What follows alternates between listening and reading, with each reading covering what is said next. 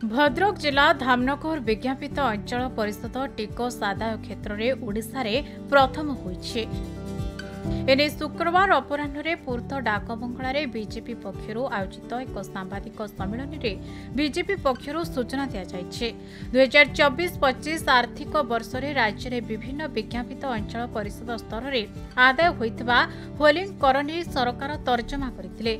एथिरे धामनगर विज्ञापित अंचल सर्वाधिक 16 लाख टंका टिकस आदाय करी राज्यर प्रथम होइतिबा बेले कोरापुट एवं रेमुणा द्वितीय और तृतीय अछंते।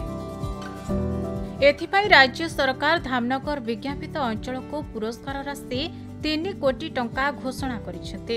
स्वायत्त शासन दिवस में भुवनेश्वर रेलपाई ऑडिटोरी प्रेक्षालय में आयोजित सभारे मुख्यमंत्री एही पुरस्कार राशि प्रदान करिवे।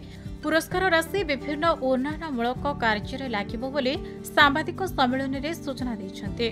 निश्चित भाव में 3 कोटी अर्थ राशि जो आपण माने सुनुचंदी सेटा हमर गोटे घर टिकस जो होल्डिंग टैक्स बोले कहउचंदी।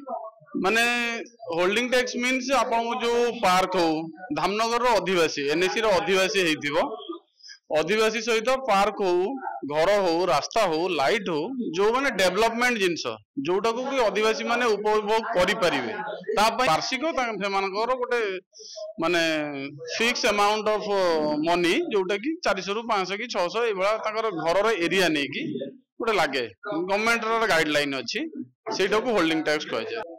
धामनगर एनएसी होल्डिंग टैक्स आदाय सारा ओडिशा रे प्रथम होइछि। ओडिशा रे जो 3टी एनएसी 1 2 3 होइछन्ती ता धामनगर 1 नंबर 2 नंबर रेमुणा एवं 3 नंबर कोरापुट एनएसी होइछि। होल्डिंग टैक्स टा या जो माने एठी घर पाइछन्ती से माने गोटे टैक्स सरकार को दियंती।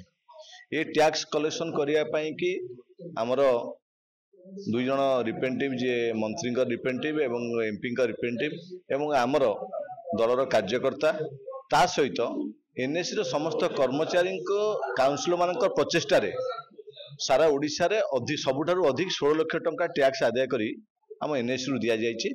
सेति पई राज्य सरकार व्यवस्था 3 कोटी टंका आसंता 31 तारिख दिन प्रोत्साहन राशि भाव में आमर एनएसी की प्रदान करा जिवो। ये 3 कोटी टंका आम एनएसी रो निजस्व अर्थ रहिबो। सेतिरे एनएसी रो विभिन्न कोन उन्नतिकरण कार्य करिया पई कि से पैसा को आम खर्च करि परिबा। 16 लाख टंका सबुठारु अधिक सारा ओडिशा रे धामनगर एनएसी कलेक्शन करछि। सेति पई ओडिशा रे प्रथम होइछि। भद्रक जगन्नाथ बेहेरा रिपोर्ट खबर ओडिशा।